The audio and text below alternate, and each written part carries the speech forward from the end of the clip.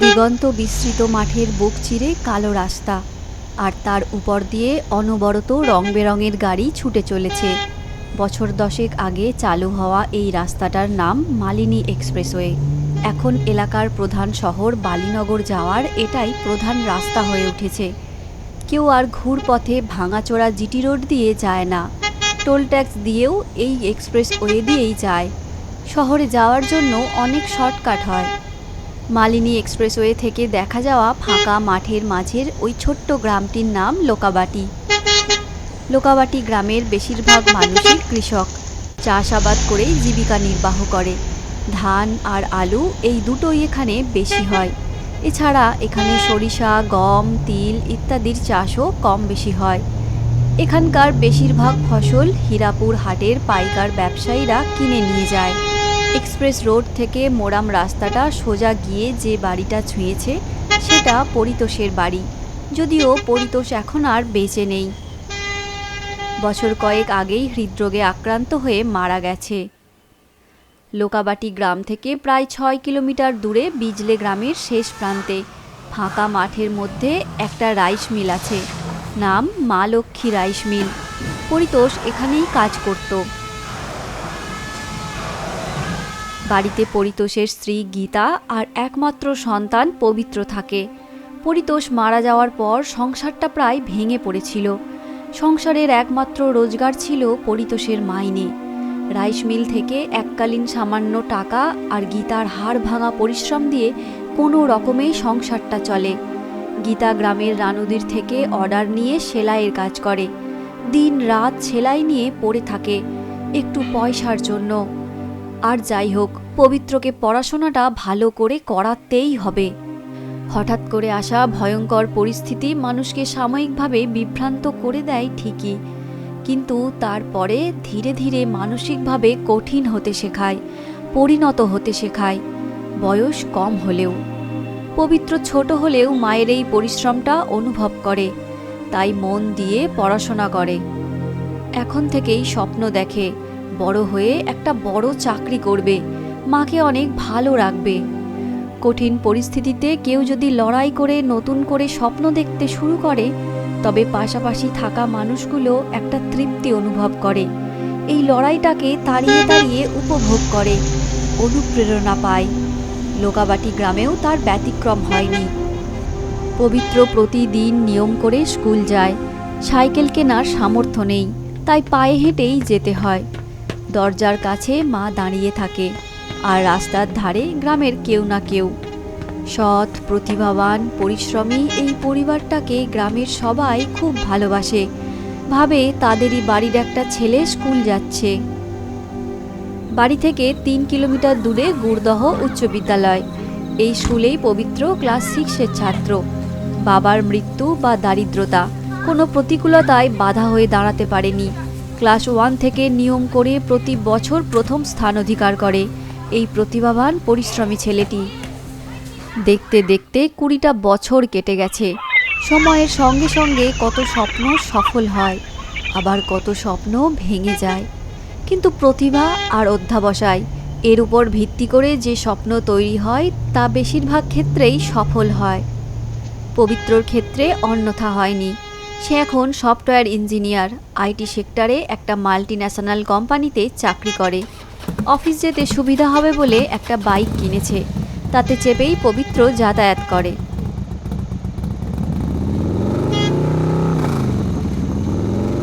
বিধবা মা আর একমাত্র ছেলে, ভালো চাকরি করে। এমন অবস্থায় বেশিরভাগ মায়েরা যা আবদার করে থাকে, গীতাও তাই করল। একদিন রাত্রিবেলা পবিত্রকে বলল, এবার তুই একটা বিয়ে কর। একা একা আর কতদিন কাটাবো বল? সারাটা দিন তুই থাকিস না।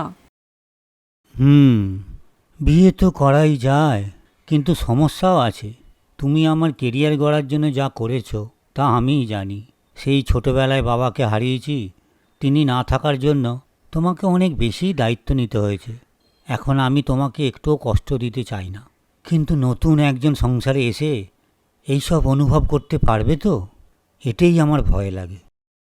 তোকে এইসব নিয়ে ভাবতে হবে না। আমার সন্ধানে একটা ভালো মেয়ে আছে, খুব গরিব।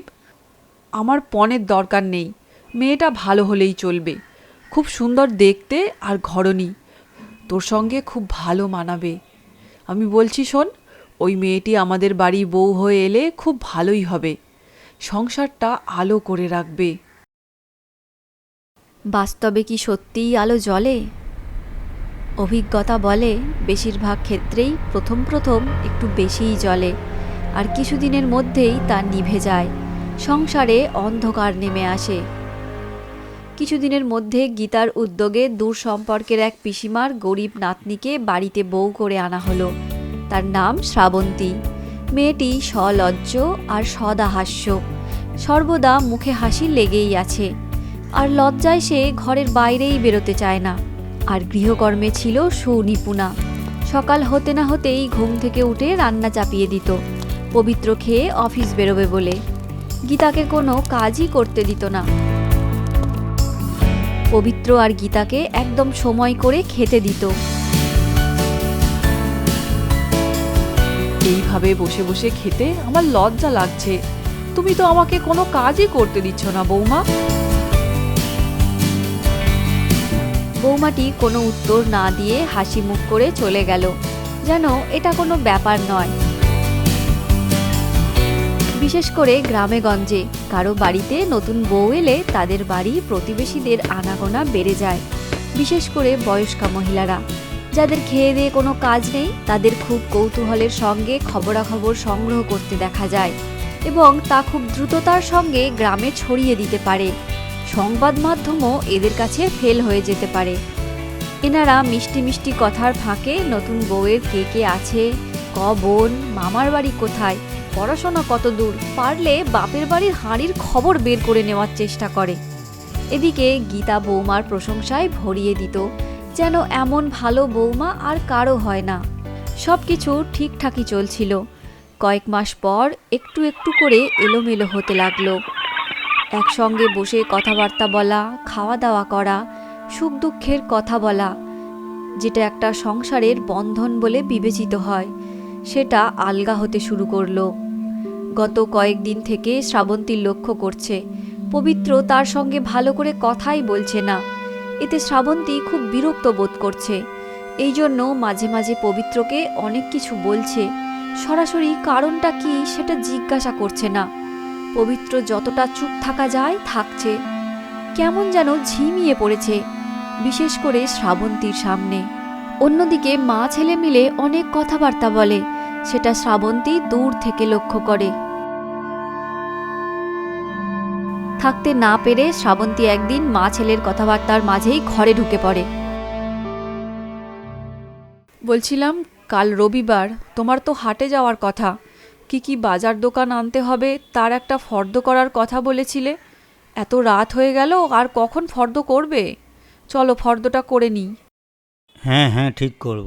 তুমি একদম ব্যস্ত হয়েও না, আমি মায়ের সঙ্গে একটু গুরুত্বপূর্ণ বিষয় নিয়ে আলোচনা করছি। তুমি যাও, আমি একটু পরে আসছি। শ্রাবন্তী আস্তে আস্তে নিজের মনটাকে বিষিয়ে তুলতে লাগলো।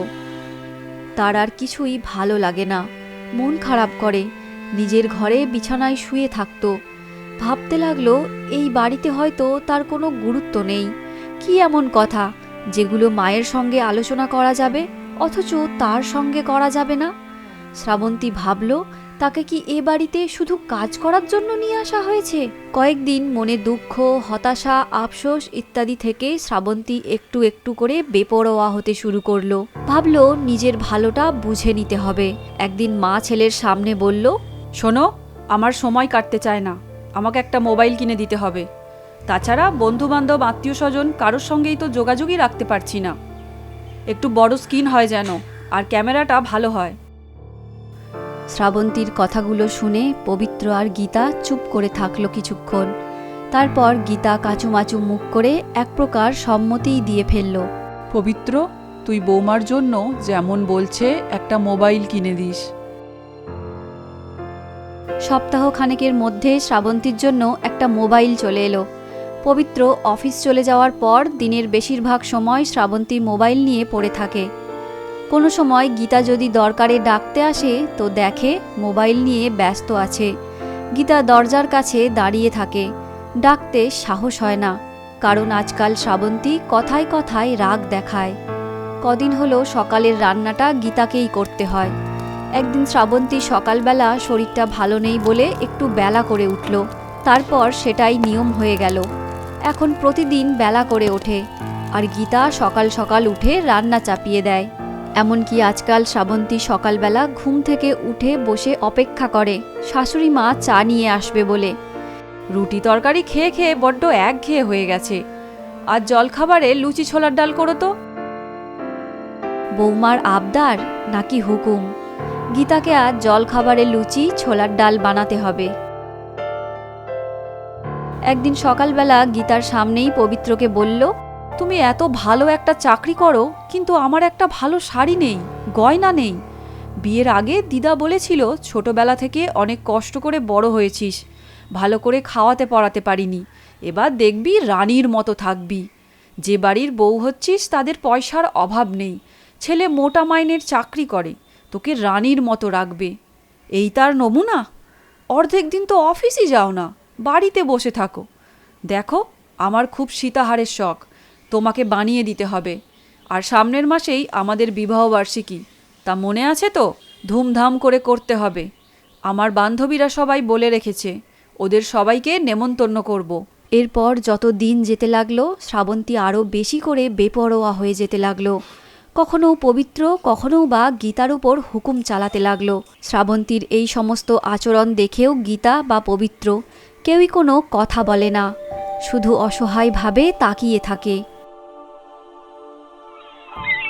সংসার বলে যেটা আমরা জানি সেটা বড় অদ্ভুত জায়গা। একটাই এক এক রকম সমস্যা।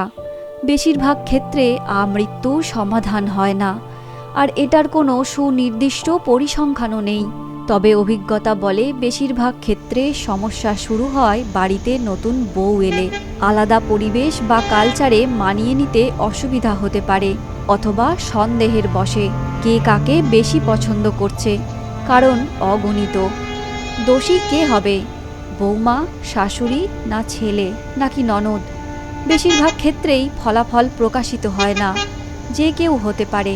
যে সংসারে কেউ কাউকে ছেড়ে কথা বলে না, সবাই জেতার জন্য মরিয়া হয়, সেই সংসারে বেশি অশান্তি হয়, বহিঃপ্রকাশ হয়ে যায়। আবার কোনো সংসারে কেউ কেউ অন্যায়টা মেনে নেয়, অশান্তি চায় না। এটাকে বলা হয় মানিয়ে নেওয়া। অনেকে মানাতে মানাতেই জীবনটা কাটিয়ে দেয়। কিন্তু এই গীতা, পবিত্র আর শ্রাবন্তীর সংসারে কি করে সমস্যা তৈরি হলো? বিয়ের পর শ্রাবন্তী প্রথম কয়েক মাস ভালোই মানিয়ে নিয়েছিল। হঠাৎ করে পবিত্র আর গীতা দুঃখী হয়ে গেল।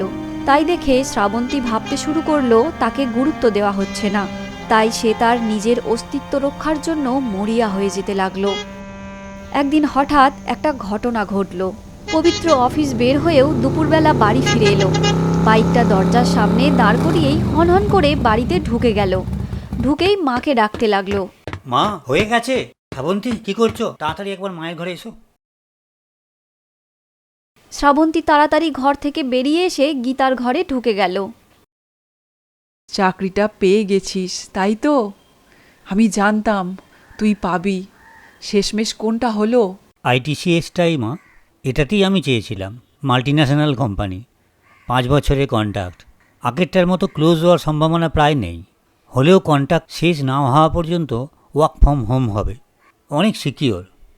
আমি আর বেকার নই, কি বলো? কি অদ্ভুত সব কথাবার্তা বলছো তোমরা। তুমি তুমি আবার কি করে বেকার হলে? আমি তো কিছুই বুঝতে পারছি না। তোমার না বোঝারই কথা বৌমা।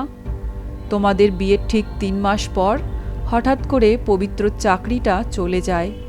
বিদেশি কোম্পানিটা 15 দিনের নোটিশে এদেশ থেকে ব্যবসা গুটিয়ে নেয়। পবিত্রর পারফরমেন্স ভালো ছিল, তাই আমেরিকায় ওদের হেড অফিসে চাকরির অফার করেছিল। কিন্তু আমাদের দুজনকে এখানে ফেলে পবিত্র আমেরিকা যেতে রাজি হয়নি। চাকরিটা চলে গেলেও ও থেমে থাকেনি, পড়াশোনা আর নতুন চাকরির চেষ্টা করে গেছে। আমি সমানে ওকে উৎসাহ দিয়ে গেছি, ভেঙে পড়তে দিইনি। অবশেষে আবার একটা ভালো চাকরি পেল ছেলেটা। কি বলছো? তাহলে এতদিন সংসারের খরচা কোথা থেকে আসতো? আমার জন্য দামি মোবাইল, অন্য সব জিনিসপত্র, অনেক খরচা হতো। আমি কয়েকটা জায়গায় পার্ট টাইম জব করতাম এতদিন, তবে তা থেকে যে ইনকাম হতো সেটা আমাদের সংসার চালানোর জন্য খুব সামান্যই। সমস্ত খরচা মায়ের জমানো টাকা থেকেই হয়েছে, যেটা মা তিল তিল করে জমিয়েছে অনেক দিন ধরে। তোমার মোবাইলটা কেনার সময় তো মা বাবার দেওয়া একটা সোনার আংটি বিক্রি করে টাকা দিয়েছে। এত দিন ধরে এত কিছু হয়ে গেছে, অথচ আমি কিছুই বুঝতে পারিনি। আমাকে জানানো হয়নি কেন? আমি পবিত্রকে মানা করেছিলাম তোমাকে যেন না জানায়।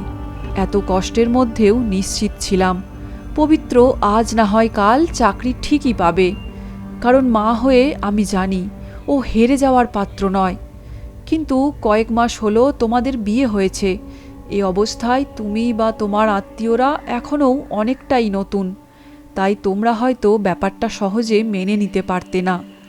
তাছাড়া তোমার দিদা অনেক আশা নিয়ে বিয়েটা এখানে দিয়েছেন, খবরটা শুনে হয়তো তিনি ভেঙে পড়তেন। তোমার আত্মীয় স্বজন বন্ধুবান্ধবরাও জিনিসটা ভালোভাবে নিত না, অনেক বিরূপ প্রতিক্রিয়া হতো। সমস্ত কিছু ভাবনা চিন্তা করে তোমাকে না জানানোর সিদ্ধান্তটা নিয়েছিলাম, তুমি আমাদের পরিবারের একজন হওয়া সত্ত্বেও।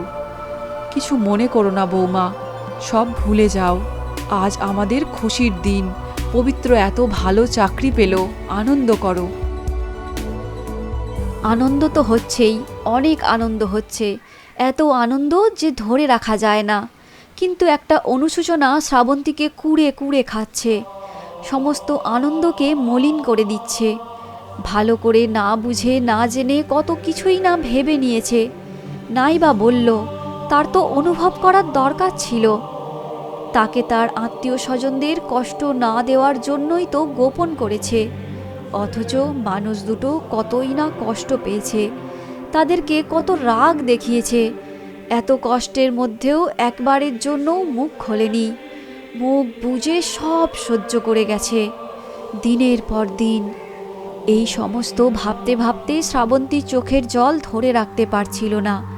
না বুঝে ভুল করার অনুশোচনাটা কত মারাত্মক হয় সেটা সে বুঝতে পারছিল।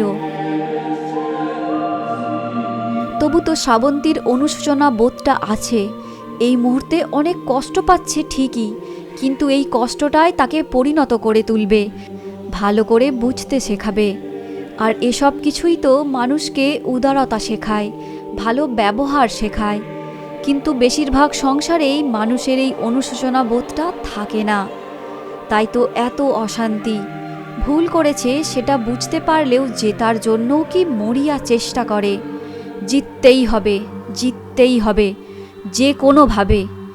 এই জন্যই তো জিতেও হেরে যেতে হয়, নিজের বিবেকের কাছে, একটু শান্তির কাছে।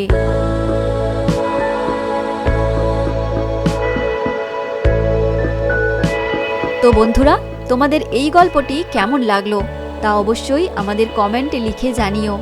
আর গল্পটি ভালো লাগলে অবশ্যই আমাদের চ্যানেল চুকিতকিত বাংলা কার্টুনকে এক্ষুনি সাবস্ক্রাইব করে পাশের বেল আইকনটি প্রেস করে রেখো, তাহলে আমাদের চ্যানেলের নিত্য নতুন গল্প আপলোড হওয়ার সঙ্গে সঙ্গেই তোমাদের কাছে নোটিফিকেশান পৌঁছে যাবে। আর গল্পটি ভালো লেগে থাকলে অবশ্যই একটি লাইক আর অনেক শেয়ার করো। ধন্যবাদ।